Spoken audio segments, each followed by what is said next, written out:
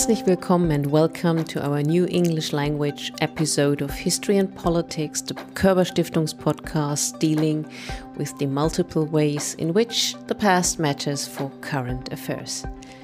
I'm Gabriele Woidelko and I'm very happy to host this episode. Almost 1.5 years into Russia's invasion of Ukraine, I have spoken to Mary Sarotte, who is one of the leading post-Cold War historians from the US. Mary Sarotte holds the Kravis Chair at Johns Hopkins School of Advanced International Studies in Washington, D.C., and in 2022 she has published a major historical study of NATO Eastern Enlargement.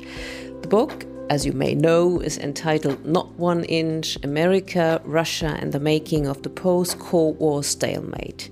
And the German edition of this book is to be published in autumn 2023. So for those of you who are interested in the German version. In my conversation with Mary, we discussed what went wrong after 1989, 1991. We also discussed if NATO could and should have had a different strategy towards Ukraine when it discussed its major Eastern enlargement almost 20 years ago, and how to find a new language for the era we are in since February 2022. Because Zeitenwende is a process, but it's not yet a definition for this current new age of war and confrontation that started with Russia's war against Ukraine. So if you are curious to find out whether we managed to find a new term for this new era and what were the major turning points in Russia's relationship with the West in the last 3 decades, stay with us and tune in to our conversation for the next roughly 35 minutes.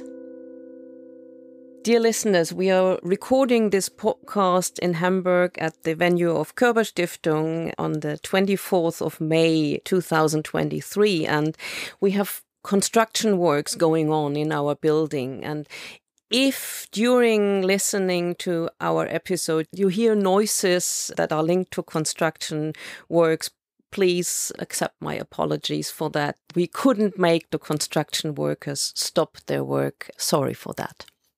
Mary, we are recording this episode of History and Politics 15 months into the war that Russia has launched against Ukraine. You are one of the most known Cold War historians, and welcome to History and Politics, Mary. Thank you so much. Honored to be here. I'm just sorry it's for such a sad reason. As I said, you are a very famous Cold War historian. You have researched and written extensively about this period that started in the late 1940s, and we thought that it ended in 1989, 1991. And last year, when Russia invaded Ukraine, you have written a piece in New York Times, and I quote from that. You said back then, "I fear that Russia's invasion, regardless of its outcome, portends a new era of immense hostility with Moscow, and that this new Cold War will be far worse than the first." So my question to you is, now after 1.5 years into the war, do you still think that the term New Cold War fits to what we are observing? Well, I'm pleased that we are not discussing today Russia's use of a nuclear weapon in this conflict. That would, of course, be a complete disaster. My biggest worry at the beginning of the full-scale invasion was that it could escalate to some kind of a nuclear conflict. And I am obviously very, very pleased that such a terrible event hasn't happened. I do think, however, that we are now in an era of immense hostility with Russia. In that regard, what is happening does resemble the previous Cold War. There are, of course, major differences. The biggest difference, of course, being that the world is not bipolar in the way it used to be. Of course, China is a major factor. This conflict is also not an ideological conflict in the way that it was during the Cold War. Putin wants to recreate many aspects of the Russian past, of the Soviet past, but he does not want to recreate communism. That's a very interesting point. You've mentioned the nuclear threat. We'll come back to that. But right now you said Putin wants to recreate many aspects of the Soviet past. Many people, when discussing about Russia's invasion, say that it's pure imperialism that drives Putin. So not so much the Soviet past, but even further back. I mean, it's a 19th century ideology, early 20th century ideology that has led to many bloody conflicts and war in history.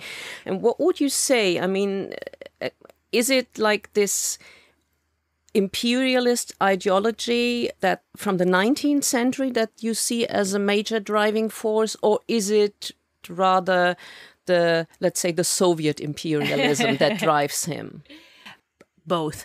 Okay. As a historian, I like to tell my students the one phenomenon that I have never observed is monocausality. In other words, major events have multiple origins. So what's clear to me is that Putin is obsessed with the past. He, on top of everything else, had the worst work-from-home experience ever during the pandemic, as my friend Andrew Weiss likes to say. He, as far as we can tell, sat more or less in isolation and obsessed over history, and particularly obsessed over those times that he felt Russia lost unfairly. And now he wants to refight these historical battles, only this time with Russia winning.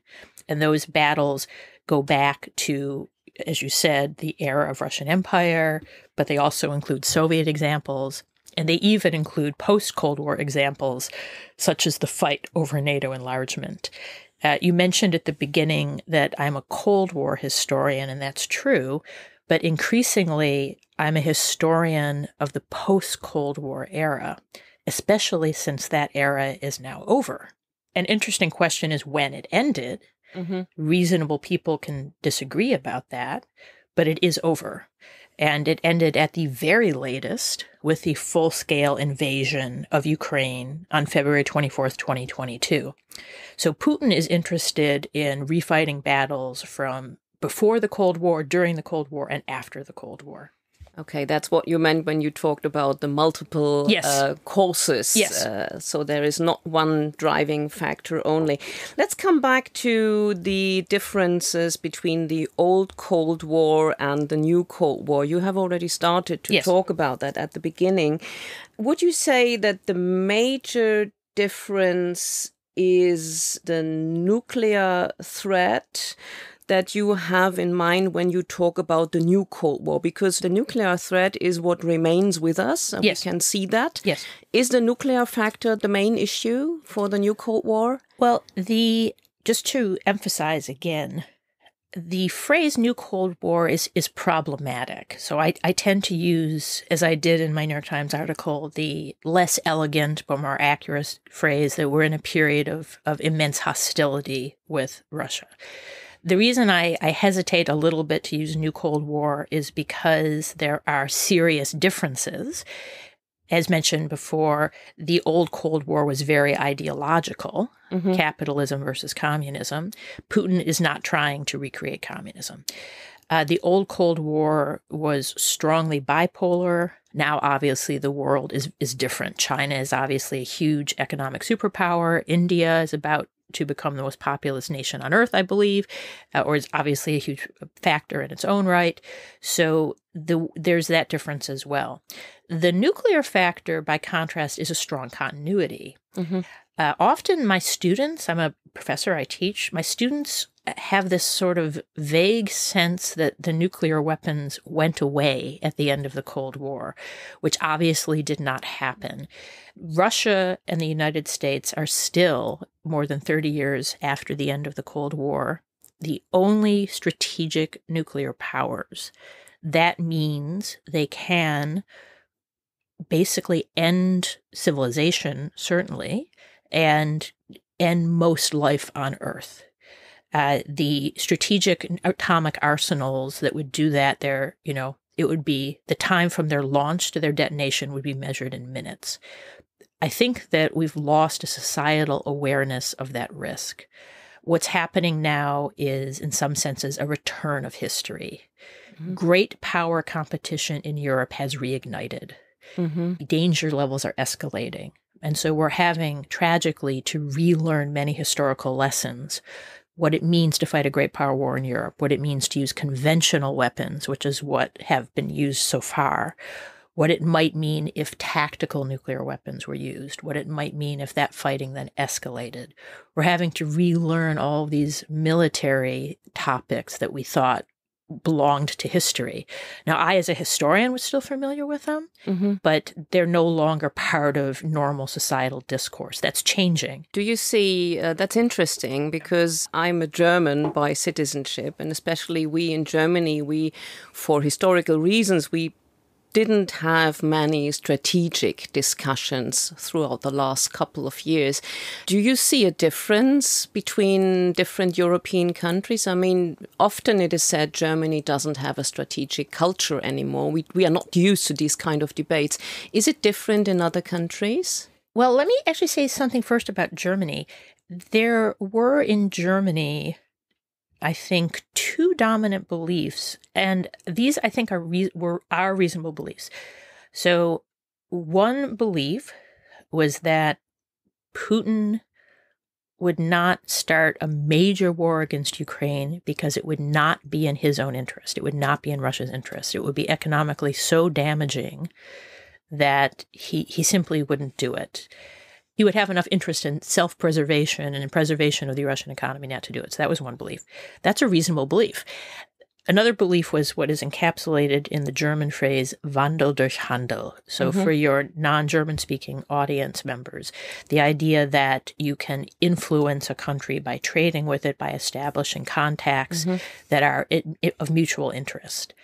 Those are, I think, both things that reasonable people can agree on. The problem is when you have such an extreme figure like Putin, who's willing to do things that are not in his own interest, out of rage at the feeling that Russia has unjustly lost in the past, then suddenly those aren't compelling enough.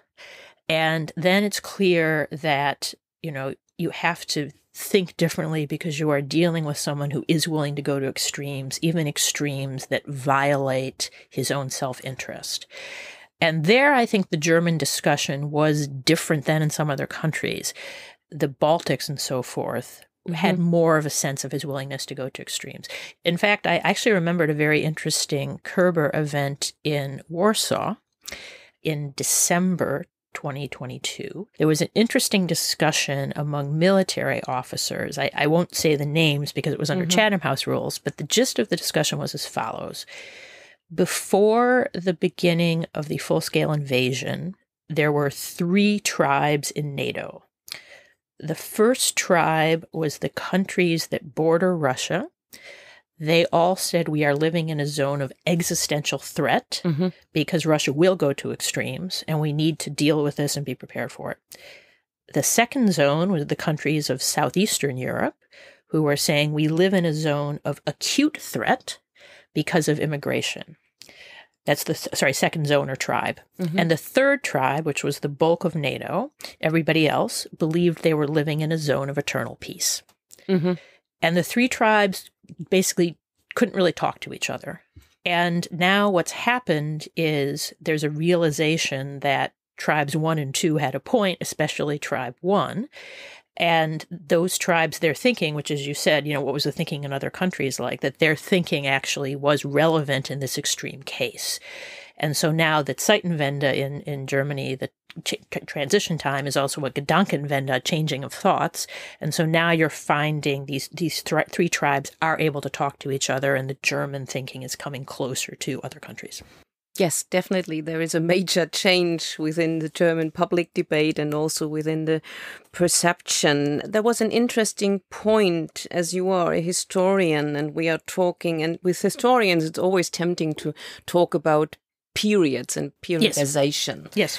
I read an interesting quote from you. You said that we thought that the Soviet Union fell apart in 1991. But now that means the different tribes, but maybe most prominently the tribe to which Germany belonged, and that the tribe that thought we are living in eternal peace, we have to learn that the process of falling apart of the USSR continues until today. I mean, we are still observing the war against Ukraine is a process of the disintegration of the Soviet Union. Would you say that? Yes, absolutely. My colleague Michael Kaufman, who's an expert in Russian military strategy, has argued that what we're seeing now is the latest in a series of wars of Soviet succession. And I think he's right in saying that. Empires don't disappear in a day. Even though the Soviet Union, in theory, ceased to exist on December 25th, 1991, that's, of course, the day Gorbachev resigned as the last leader of the Soviet Union. In reality, empires take a while to disintegrate, and people fight the whole time it's happening. And that's what we're seeing now. Unfortunately, it's escalated, right? At first, there was the relatively short conflict in Georgia. Then there was the annexation of Crimea. Now we have the full-scale invasion. It's the process, unfortunately, has been getting bloodier. Thank you very much, Mary. You already touched upon, let's say, turning points, or as you said, succession wars. And you talked about Georgia, that was obviously 2008, and annexation of Crimea, 2014. But to me, when we think about Russia and what we got wrong about Russia under Putin, what about the Chechen wars as a turning point that we maybe have overlooked? I mean, would you agree that the Chechen wars were to a certain extent the playbook for what has followed? Or to put it short, if we look at what happened in Grozny and if we look at what happened in Mariupol, can we see similarities? Yeah, so I do believe that the Chechen wars are an important precursor, and I believe they are also part of this process we've been discussing, the wars of Soviet succession. That's why it's plural, right? There obviously were extensive disagreements over where the borders should be and fighting over that. And so you could basically compile a list. It starts exactly as you said in Chechnya, which was more significant than we thought at the time. And then it continues in other regions, most prominently in Georgia in 2008. And then there's the annexation of Crimea in 2014. And then there's the full-scale invasion in 2022. And in hindsight, we see a continuity there that we didn't recognize at the time.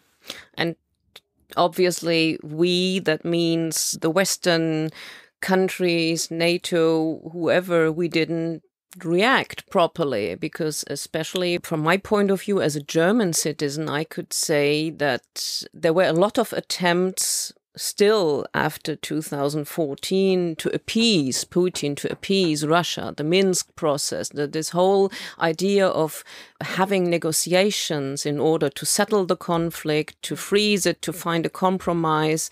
If you look into Putin's essays and into what he has laid out about his policies in hindsight, it was all there as early as late 90s. So why didn't we see that? Why didn't we? Or what is your explanation? So I would be a little bit careful with the word appease, because obviously that's a hot button word, but there is very much a continuity. He is clearly willing to use violence, to use escalation of conflicts to achieve his goals. That's something in the West we don't usually consider. Usually we try to de-escalate conflicts. But Putin realized there are ways to force the matter by escalating conflicts, and sometimes that can be useful.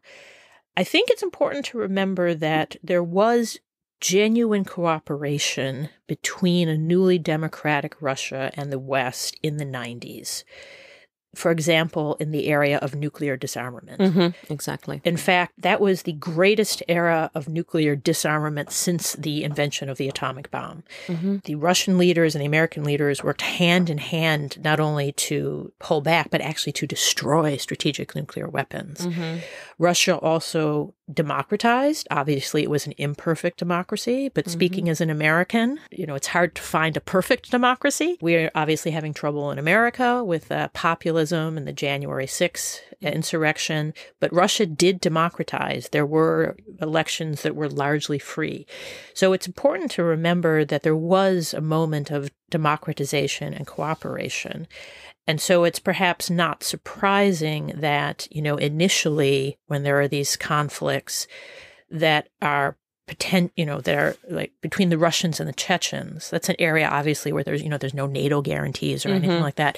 It's understandable there's an inclination not to try to get involved there. But by the time you get to 2008, by that point, Putin has given his famous speech at the Munich Security Conference where he's indicated he's not going to tolerate any further NATO enlargement. And then when 2008 rolls around and he actually begins violence against Georgia, that I think was a moment where the West could have reacted more strongly. Of course, it came together with Olympics in Beijing, and the world wanted to celebrate the Olympics and hoped that this wouldn't get worse. So 2008, I think, has been underestimated in its importance. Then came 2014, annexation of Crimea. I think really at that point, that was where in the West, we should have said, wait a minute, this is starting to be a pattern. So I'm not sure if I would say it was appeasement in the 90s, but then by the time, you get to annexation of Crimea, even there, he had a little bit of an excuse because it was not technically Russians. It was little green men. In other words, men wearing uniforms without insignia, right? He was, he wasn't so audacious then, but obviously now it's going on. It's very, very clear. So I think it was a process, but we could have recognized earlier in the process, what the direction of travel was. For German listeners, die Fahrrichtung. Yeah. You have already mentioned, or we have already mentioned NATO a couple of times in our conversation. Let's dig a bit deeper. When we look at the late 90s, early 2000s, and when we look at what happened in NATO and with NATO then, it was obvious that after 89, 91, there was a need to develop an international security order fit for the new geopolitical situation with the Soviet Union falling apart, and what to do with the successor states and what to do with the former Warsaw Pact states. Do you think that the international institutions such as NATO did well enough to really develop new strategies for these new times? Yeah. Obviously, this brings up the question of NATO enlargement. And as many of your readers may know, I've published a book about that called Not 1 Inch, America, Russia, and the Making of Post-Cold War Stalemate. We could perhaps provide a link for your... Yeah, we'll put that in the show notes. Yeah, exactly. And that book will be appearing for your German listeners this fall with Beck as Nicht einen Schritt weiter nach Osten. And I mentioned that book because I want to summarize the argument there. In the book, I make clear that I support NATO enlargement. The former Warsaw Pact countries became democracies, became market economies, sharing the values of NATO, which is both a military alliance and an alliance of countries that share values. They had every right to apply for membership. NATO had every right to take them. So I am not opposed to NATO enlargement. My quarrel is with how it happened. It's a mistake to think of NATO enlargement as one thing. There were multiple ways to enlarge NATO. Previous NATO members had different kinds of memberships. So, for example, Norway, as the only original member to share a border with the Soviet Union, Norway negotiated for itself a kind of special kind of membership where in peacetime, it would not have foreign troops on its land or in its ports, and also that it would not have nuclear weapons. That's just one example. There are also special aspects to the membership for Denmark, for France, and so forth. Mm-hmm. So there are different ways to take on members, and members could have different conditions. After the Cold War ended, when post-Cold War NATO enlargement was starting, I think those precedents would have been better than what actually happened. Mm-hmm. What actually happened was all or nothing NATO enlargement. And the irony is that President Bill Clinton initially saw the problem there. When countries came to him and said, this is in the early 1990s, we want to be in NATO right away. Clinton responded, and this I saw in the documents that I declassified. Clinton responded, I understand you want to be in NATO right away, but we just erased the Cold War line across Europe. Why should we immediately draw a new Article 5 line? Mm-hmm. If I give you all of Article 5 and the post-Soviet states nothing, we've just drawn a new line across Europe. And you, countries of Central and Eastern Europe, you of all countries should understand what it means for us in the West to draw a line and leave countries outside of it. And then he said, in particular, I practically fell out of my chair as I'm reading this in the documents. In particular, if we draw a new line across Europe now in the early 90s, we will leave Ukraine on the wrong side alone with Russia. Mm-hmm. Right? Ukraine back then was a country of over 50 million people, so roughly as large as Britain. It also briefly was the third biggest nuclear power in the world because of the amount of Soviet arsenal still on its territory. That arsenal was controlled from Moscow, but it was physically on Ukrainian territory. And so Clinton specifically said, we don't want to leave Ukraine alone with Russia. Okay, but this is what has happened. Right, exactly, yes. So I should say I'm paraphrasing, but the exact quotations are in the book, Not 1 Inch, and will be in the German version, Nicht einen Schritt weiter. And so that was exactly my question, because as I was reading the documents, I found myself agreeing very much with that assessment. Mm-hmm. And so Clinton said, we need to, initially, he said, we need to find a way to create some kind of European security organization in which Russia and Ukraine and post-Soviet states can be members. Then that won't draw an immediate new line. And then what we can do is then within that organization, we can then gradually promote countries to NATO membership over time. But there won't immediately be this hard line. And that program was initially called the Partnership for Peace, which began work in 1994 and was even more successful than people thought it would be. But then, unfortunately, tragically, Russia made several big self-harming mistakes, which is a theme in Russian history, right? We're seeing now with Putin, what he's doing is hurts himself very much, hurts Russia very much, but he's still doing it. So Yeltsin, in late 1993, decided to use bloodshed in politics again. In late 1993, he had tanks fire at his own parliament. And there were something like 800 casualties, both killed and injured. Even worse, in 1994, he invaded Chechnya. Exactly. So that was very insightful of you to ask about Chechnya, because it really connects to this story.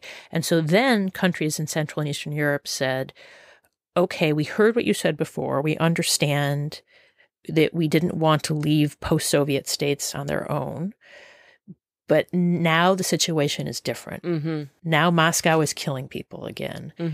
Now we believe we really do need to get into NATO proper. And so there's a split in the interests of Central and Eastern Europeans and the post-Soviet states. That's quite interesting, because when you said you agreed, you would agree to the initial argument that Bill Clinton made at the time. Yes.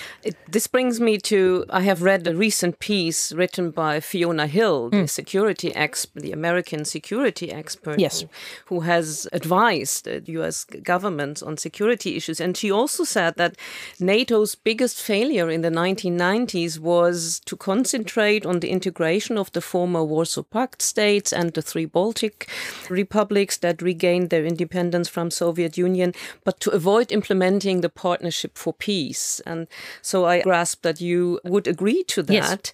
So let me put the question a bit more, let's say, precisely. Do you think that Russia's war against Georgia in 2008 and its war against Ukraine that started in 2014, if we are honest, with the annexation of Crimea, that those wars could have been avoided with a clearer NATO strategy towards these countries, Ukraine and Georgia? Well, two thoughts. So first briefly and then one longer. The first thing is that what happened at the NATO Bucharest summit in 2008 was the worst of all worlds. At this point, pretty much everyone agrees on that. Just for your listeners, at the NATO Bucharest summit of 2008, after a long internal messy fight, the NATO communique stated that Ukraine and Georgia will become members, period. So that's now an official NATO position. But then NATO did absolutely nothing about it. So this was really the worst of all worlds because it created this expectation that it would happen, but it didn't. So there's disappointment and bitterness. It also enraged Putin. Putin knew that NATO does not like to take on members that have active conflicts on their territory. And so Putin thought, well, I can create one of those. So Putin invaded Georgia. So this was really the worst of all worlds. It would have been better either to say nothing or to really move to membership instead of doing what happened. So that is really unfortunate. But then a longer, more comprehensive response, I wouldn't phrase it in terms of could we avoid the specific war or not. The way I would phrase it is, could we have created a timeline to the future where it was unlikely that you would have major military conflict with Russia? And I think the answer is a qualified yes. It's qualified because, of course, as we've been discussing, Russian leaders make, sadly, repeatedly, extreme self-harming choices. But the big play in post-Cold War Europe was to achieve three things. First, to let the new democracies in Central and Eastern Europe join NATO.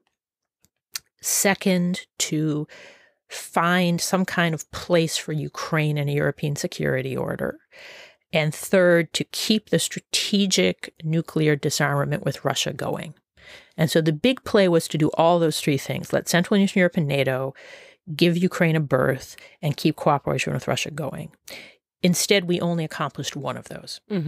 We only got Central and Eastern Europe into NATO, which is a good thing, but we did not find ways to make that happen while defining a berth for Ukraine and keeping cooperation with Russia going. And I believe my colleague Fiona Hill, who is also a historian as well as a policymaker, I think she's on the right track there with her article. I don't know that article, but I do agree with it. So my argument is that not so much specifically could we avoid this conflict, but we could have found a context that would have made it possible to achieve more of those three goals than we did, instead of leaving Ukraine in the lurch. That does not mean everything would be perfect now. That does not mean it would be all wine and roses now. But the timeline we're on, the one we actually have, is pretty bad. I mean, we have major great power war. The immensity of the war crimes in Ukraine is unspeakable. The only worst timeline would be one that involves nuclear weapons. So could we have gotten on a better timeline to the future? I believe yes, because the one we're on is awful. And so I think if we had kept going with the Partnership for Peace, it doesn't mean things would be perfect, but we would have had more options for managing contingency than we do now, because now it's just all or nothing NATO membership, and we're stuck with this hard choice. Do you put NATO and Ukraine in NATO or not? That's a hard choice. If you had this intermediate organization, it would have gives you more opportunity to manage flexibility. I should say the Partnership for Peace does still exist on paper, but it's not important. No, it's not an issue anymore, especially not with the war that we see unfolding in front of our eyes for 1.5 years now. We have already spoken about NATO, or you have already mentioned that NATO has tremendously changed since February 22. What would you say? I mean, it was a couple of years ago that the French president said that NATO is dead. I mean, obviously, NATO is very much alive right now. Again, what are the biggest changes that you observe within NATO that happened after Russia invaded Ukraine? It's funny that you mentioned that quote from French President Macron. I remember, this is going back now, obviously more than a year and a half, when people would ask me, what are you working on? And I would say, I'm working on a book on NATO. I would more or less get the response, sometimes politely, sometimes not so politely, along the lines of, you seem like a smart person. Why are you working on such an outdated topic? And I would try to explain, no, I really think NATO matters, and I'm really worried that there's going to be conflict with Russia, and I think this is important. That's why I'm devoting my time to it. So I wasn't surprised when Macron said that, because I was, hearing similar things myself. But it became apparent to me in the course of my research just how much Putin likes to use violence to mark historical anniversaries. I mean, I'm not the only person to notice this, but I saw it in great detail because I was working with all these sources. To cite just a few examples, the very brave human rights activist Anna Politkovskaya, one of the few people brave enough to report from Chechnya on these terrible crimes, which, of course, now tragically we know were a precursor to Mariupol. One day when she was carrying home her groceries, she was shot multiple times at close range, presumably by a professional killer. And that day was October 7th, 2006, Putin's birthday. Putin noted in a speech afterward that she was, quote, a very unimportant person, which I thought was an interesting paradox, that the president of a country would note how unimportant someone was. Yes, indeed. And then fast forward 10 years, the leak of the emails hacked from the Hillary Clinton campaign by Russian military intelligence, October 7th, 2016, again, Putin's birthday. For his 70th birthday this past year, October 7th, 2022, Putin tried to give himself the present of 40,000 square miles of Ukraine by announcing the annexation of territories that Russia did not then control and still does not. So you see this clear pattern. Also, he likes to mark things like the birthday of Peter the Great and so forth. So as I was researching my book, one of the reasons why I was doing it, and when people, would say to me, that's an outdated topic, I would say no, is I was trying to figure out when to publish all this research, because I'd been doing this for years. And I looked at the calendar and I realized in late 2021, early 2022 would be the 30th anniversary of Ukraine breaking away, the Soviet Union falling apart, and all the chaos that happened.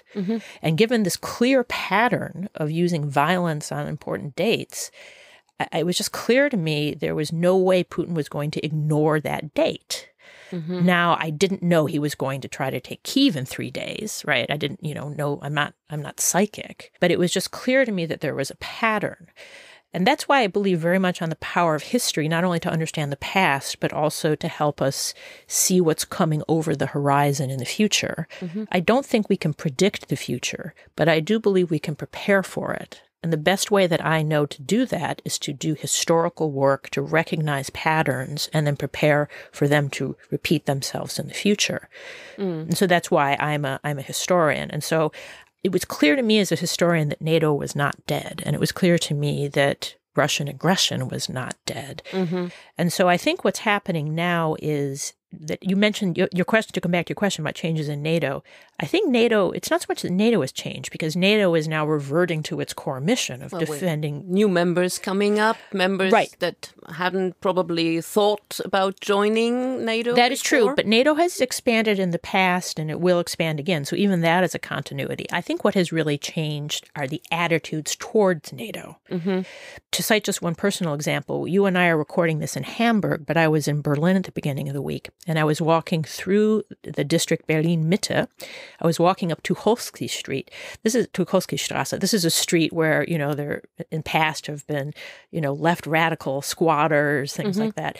And hanging out of the windows on that street were Ukrainian flags, but there was also a NATO flag hanging out of a window in the middle of Berlin on Tucholsky Street. And I thought that just shows how the attitudes have changed.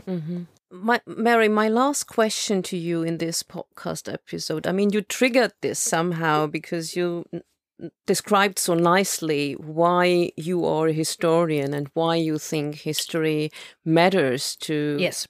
Not to predict the future, but to develop a roadmap.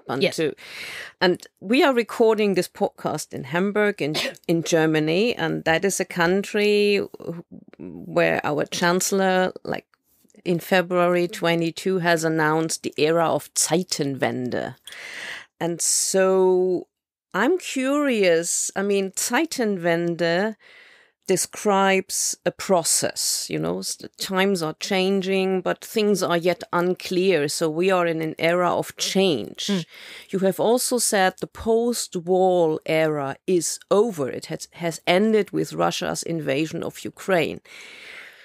Are we already fit enough? Do we already know enough to find a name for the new era we are in? I mean, Zeitenwende obviously cannot stay with us for the next 5 or 10 years. So how would you describe the era we are in? Yeah, that's a difficult question. As I said, the post-Cold War era also needs a name. The post-Cold War era is over. It's not entirely clear when it ended, though. And I think defining when that ended will also help us to define this era. The post-Cold War era was roughly the time between the end of the Cold War and COVID, roughly. You could argue perhaps ended with Donald Trump, who was the first president to call American membership in NATO into question. You could argue it ended in 2008 with Georgia. I believe the Columbia political scientist Michael Doyle has argued that it ended in 2012 because that's both when Putin came back to the presidency and Xi Jinping came to power. So it's not clear yet, but it is clear that it's over. And that, I think, was an era of optimism about great power relations that has faded. And so I believe the era we have now is the era of the return of history. That's interesting, yeah, because in comparison to Francis Fukuyama, who announced the end of history in 1989, with the end of the coming down of the wall and the end of communism. So you would say it's the return of history? Yes, and I'm not alone in that, by the way. My friend and colleague Serhiy Plokhy, who is himself Ukrainian and a professor of Ukrainian history at Harvard, he's about to publish a book about the Russian-Ukraine conflict. I'm looking forward to it very much. It isn't out yet, but I believe the subtitle is something like The Russian-Ukrainian War, The Return of History. So this is a sentiment that many historians are sharing. This is obviously promising for us as scholars because there is interest on our work, and there is interest in our work as shown by the fact that, we're here recording this podcast. But it is also deeply tragic that great power conflict has reignited, that the history of military conflict in Europe is now present again. So I don't say that with any happiness as a human being, but as a scholar, I do believe very much we are witnessing the return of history. Thank you very much, Mary, for this conversation. It was extremely insightful, and thank you for joining the History and Politics podcast. Sure, thank you so much. This was our History and Politics episode with Mary Sarotte on the end of the post-war order and on the question what comes next. If you are interested in Mary Sarotte's writings, we have put some information for you in the show notes. If you'd like to listen to other English language episodes of our podcast, just scroll in your podcatcher and you'll easily find a couple of episodes of our special series, The New Germany, that deals with the multiple aspects of Zeitenwende in Germany and also beyond Germany. Thank you so much for listening. If you like our podcast, we'd be very happy if you subscribe to it or if you'd recommend it to others. If you are interested in the other work of the History and Politics department, please check out our website at www.Körber-Stiftung.de. Stay tuned, all the best, and goodbye. Tschüss from Hamburg.